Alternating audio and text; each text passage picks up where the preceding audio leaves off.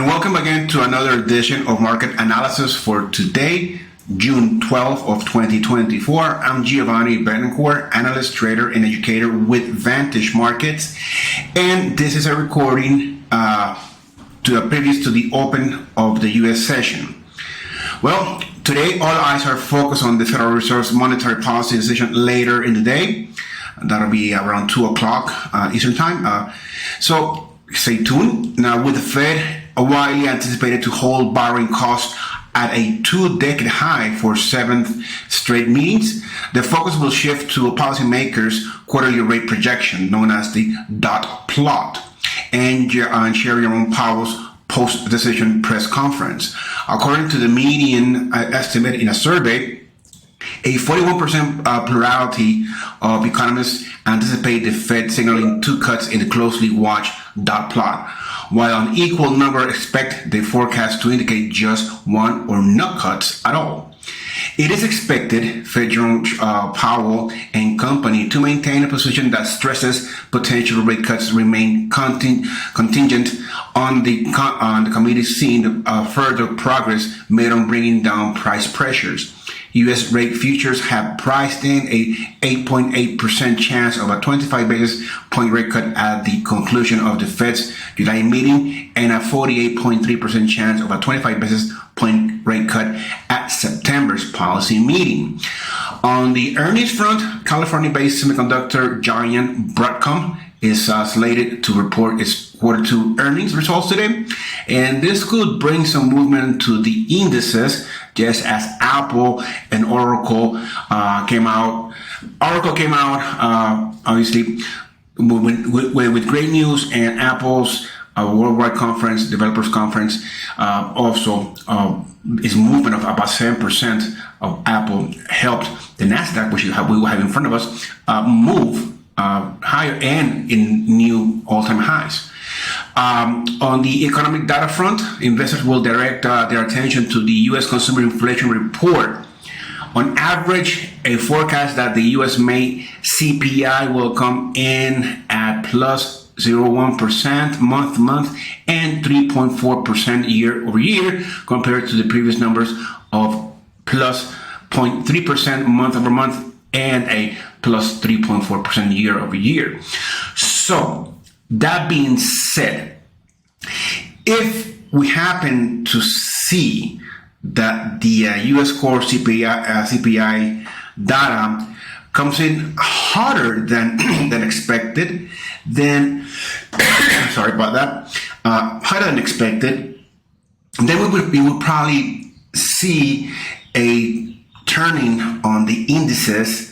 Okay, perhaps some volatility to the upside on gold. Perhaps the dollar index will take a hit or not, because if let's say, for example, that the CPI stays higher, then that would imply that the interest rates will continue to stay higher for longer. So therefore, cash deposits will be more attractive to investors, so therefore the dollar index could maintain or push even higher where it's at today. So let's keep that also in the radar. Now, talking about U.S. crude oil inventories, we're going to be having that report today as well, and there's an estimate that this figure will come out a negative 1.200 million compared to last week's value of positive 1.233 million. The IEA, the International Agency for Energy, came out talking about that by 2030 there'll be a supply glut, so that therefore all of these cuts and everything, all of this volatility, we probably will continue to see crude oil prices remaining around these levels. So let's keep that in mind also. In the bond market, the yield on the benchmark 10-year Treasury note is around 4.396%, which is down negative 0.16%. On the other side of the pond, on Europe, the Euro stock 50, they're up about positive 0.36% this morning, with investors pivoting their focus towards the upcoming Federal Reserve's rate decision, obviously, and later on today. And on Asian stock markets today closed mixed as China Shanghai Composite Index closed up positive 0.31%, and Japan's Nikkei 225 stock index closed down negative 0.66%. So with that being said, let's take a look at where we are today in the markets. So we see how our fluctuation in the Nasdaq has obviously, yesterday that nice pop above our resistance point. So now we need to obviously bring this higher. So 19,330. From here on, really, see this is virgin territory. You may want to do something. This is something that you may want to do. All right. So there's something called in technical analysis the best price analyzed. So we take the open, the high, the low, okay, and we add them up and divide it by 3, and then that number you may add it. So let's say, for example, yesterday's high. So we have 19,100 plus 19,255.98 plus the 18,994.48 equals divided by 3. So 19,116. So 19,116 will be way lower, like somewhere around here. Okay, so this right here can be used as our support level, okay, for support. Now for resistance, you're gonna want to use just values that are round numbers. So we could have used 19,300, but we're basically right there. So I just chose 19,330, okay? So that's the RSI is about to enter the overbought territory, so I'll keep that in mind. Okay, let's take a look at the S&P 500. Now, I've been talking about since the beginning of the month. I've been talking about seeing the S&P reach 5,500. Let's see. Okay, there it goes. All right. So let's see. I'm gonna clone this line and place it up here. That's my target by the end of the month. Okay. Now that we have obviously broken our resistance, and again we are in virgin territory, and the market is basically at almost at 5,400, then you might want to just add up at just 5,410, just being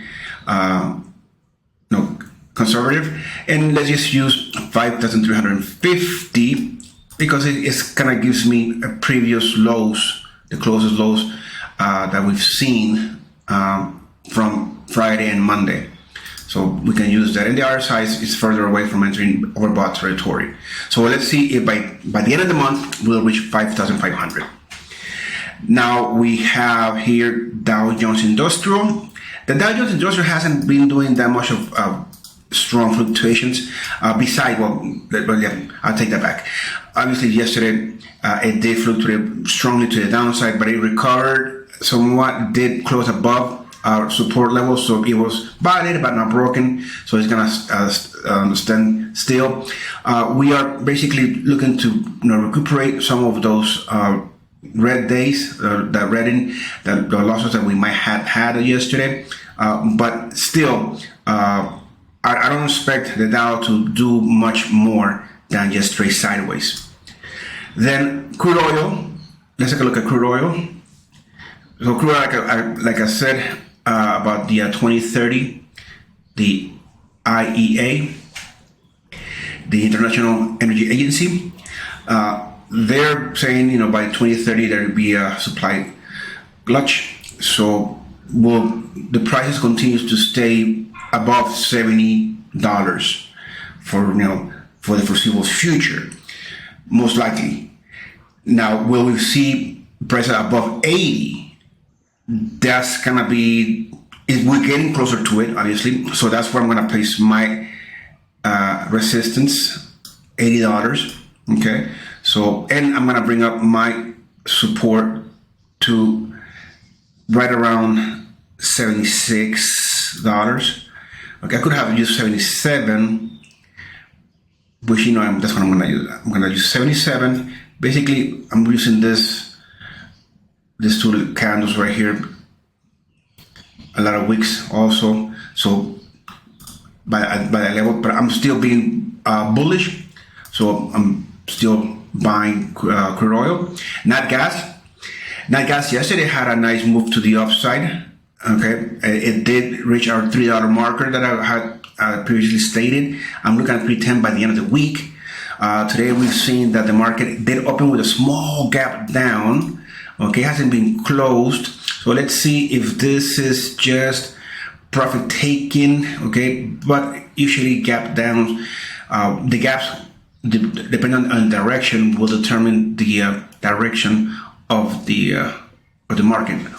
So far it opened down, so it did fluctuate to the downside, but right now we're recovering. So I am going to wait to see as when it closes it and see if there'll be a good scenario, even though the RSI is back into neutral territory. So keep that in mind. For now, I will be out of Nat Gas. Gold is looking to just trade sideways for a while, awaiting the CPI numbers. So again, we're gonna be seeing a movement in gold today as that number comes out. Okay, so something better than expected, in my opinion, could probably be something good. Obviously, bad for stocks, but we'll probably see that then gold will probably spike. If the CPI comes harder than expected, then we probably see a movement to the downside, or even just continue sideways, or vice versa. This is, today in today's world, good news are bad news and bad news are good news. So keep that in mind also. Silver will also have a particular behavior as gold will be doing when the CPI number comes out. So I'm still looking for silver to recover and trade above 30. Copper, we still have a lot of different scenarios for copper, but copper still is flattish right now. Okay, also waiting for that news.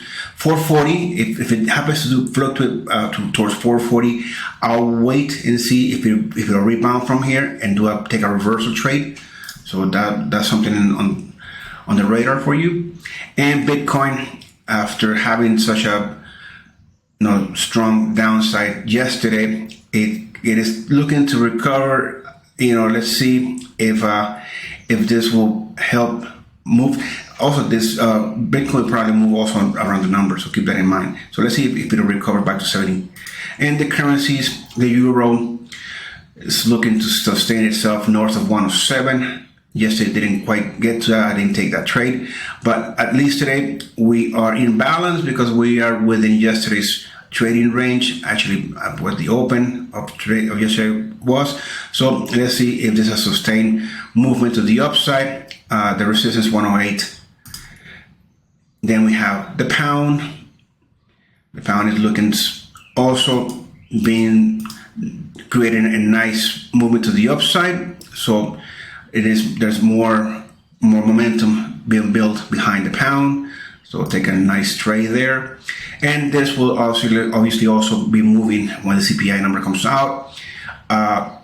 Will it continue to move lower or higher, depending on where that direction will go? We'll see a correlation in the metals and the currencies, obviously. That's it for me today. Have a great trading day. I'll see you tomorrow.